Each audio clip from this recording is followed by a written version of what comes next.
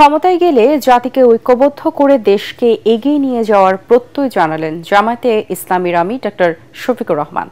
মহাখালীতে Bangladesh medical research সেন্টারে community হাসপাতালের হেলথ কেয়ার প্রোভাইডারদের এক আলোচনা সভায় তিনি বলেন, মৌখিক আশ্বাস নয়, সকলের ন্যায্য দাবি আদায়ে কার্যকর পদক্ষেপ নেওয়া হবে। এ সময় রাজনীতিবিদদের সমালোচনা করে তিনি বলেন, আগামীতে ক্ষমতায় গেলে দুর্নীতির শেকড় উপড়ে ফেলার কথাও বলেন তিনি। মানসম্পন্ন শিক্ষা ব্যবস্থা গড়ে তোলার সাথে সাথে পেশার উৎকর্ষ সাধনে কার্যকর ব্যবস্থা নেওয়ার আশ্বাস দিয়ে জামায়াতের আমির বলেন, প্রত্যেকটি শিশুকে সম্পদে পরিণত করতে চায় জামায়াতে ইসলাম।